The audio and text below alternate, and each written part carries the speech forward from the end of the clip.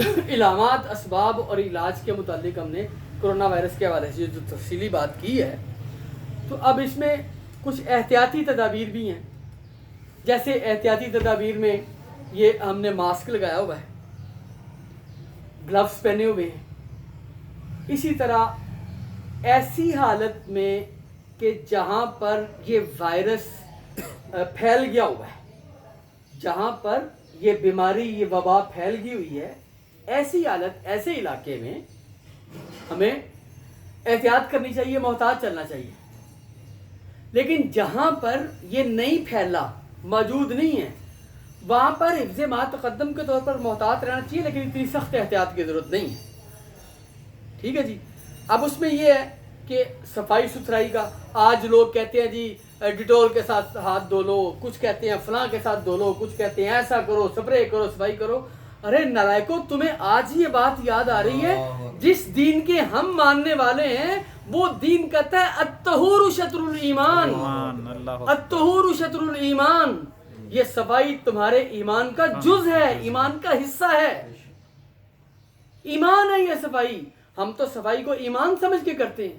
ہمیں تو 5 دفعہ اسلام کہتا ہے تم وضو کرو، 5 دفعہ. پیٹ دھونے کا نہیں کہا، گھٹنے دھونے کا نہیں کہا، کندھے دھونے کا نہیں کہا، سینہ دھونے کا نہیں کہا.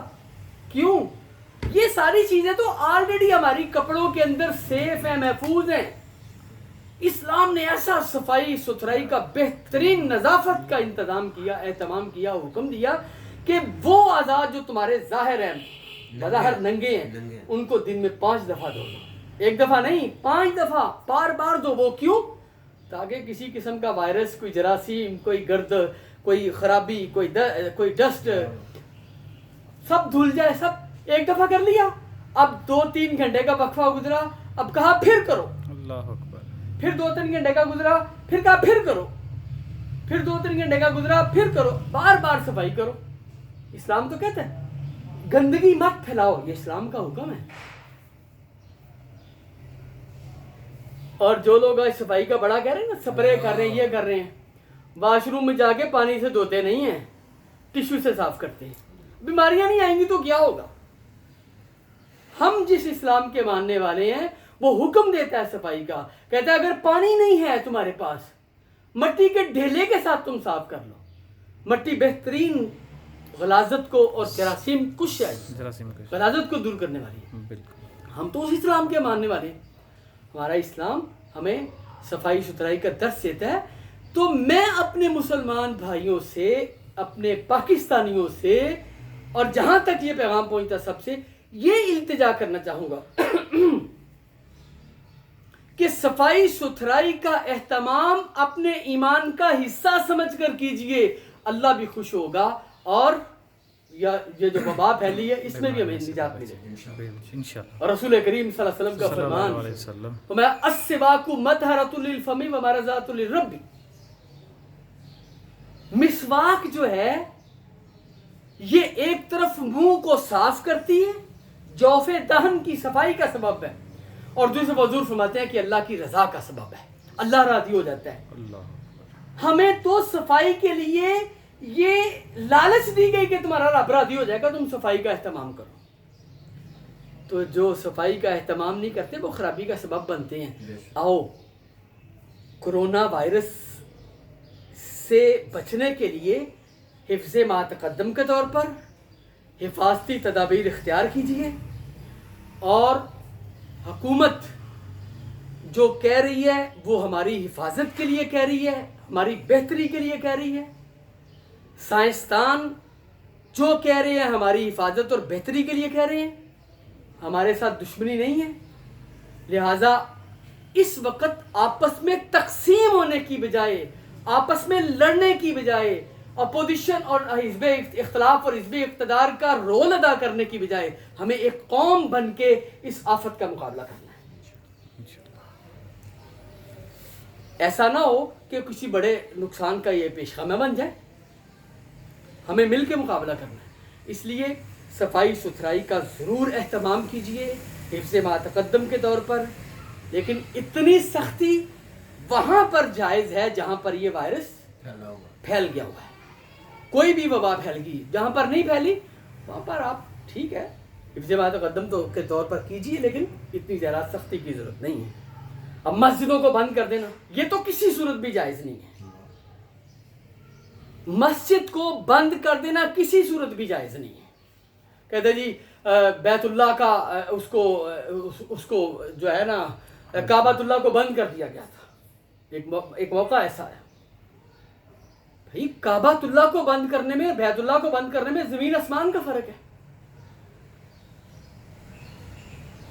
کہ وہ جو کعبہ ہے چار دیواری، اس کے دروازے کو بند کر دینا اندر کوئی نہ جائے، یہ تو ٹھیک ہے، لیکن بیت اللہ کو، جہاں تک بیت اللہ کا حرم کا ایریا ہے اس کو تو بند نہیں کیا جا سکتا ہے۔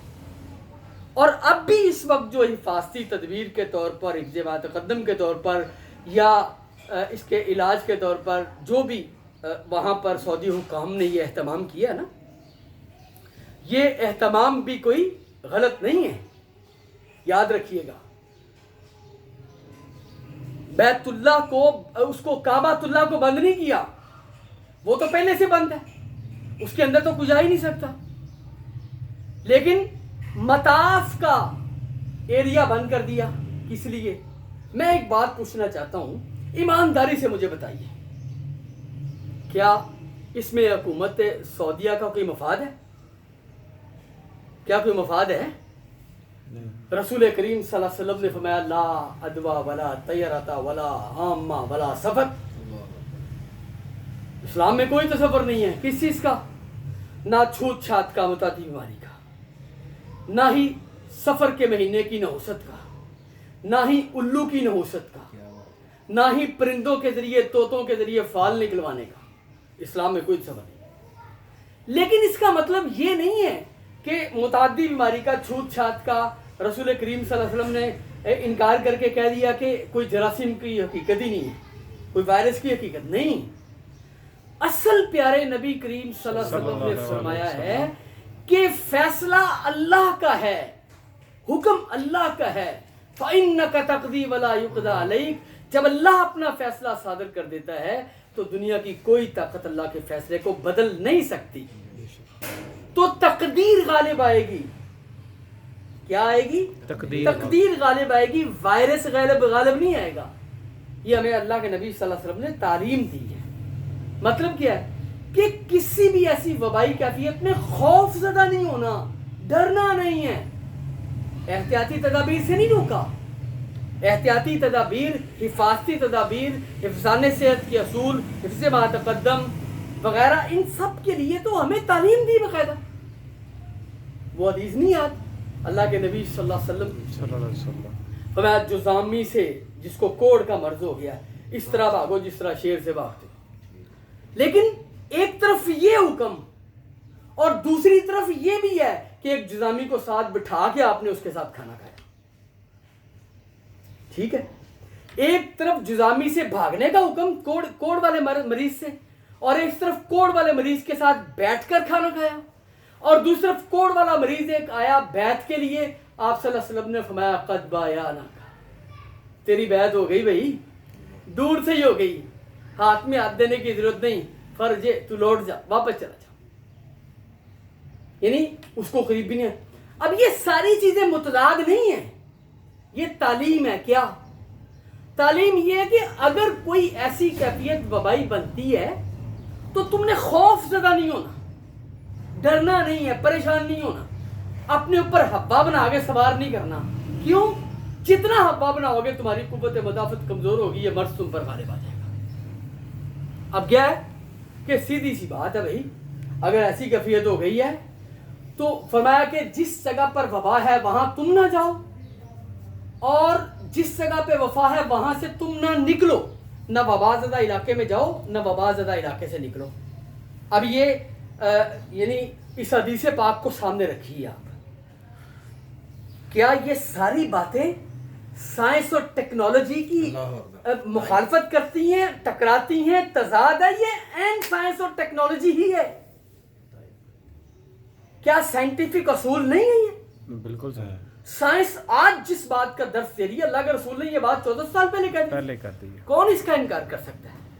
اب میں یہاں پر ایک اور بات کہہ دوں، جو لوگ کہتے ہیں نا سعودی حکام نے بڑا غلط کیا، سعودی حکام نے بڑا غلط کیا، کیا سعودی حکام نے جناب کعبے کا طواف بند کر دیا، جناب یہ کر دیا وہ کر دیا، بڑا اعتراض کرتے ہیں، طرح طرح کی باتیں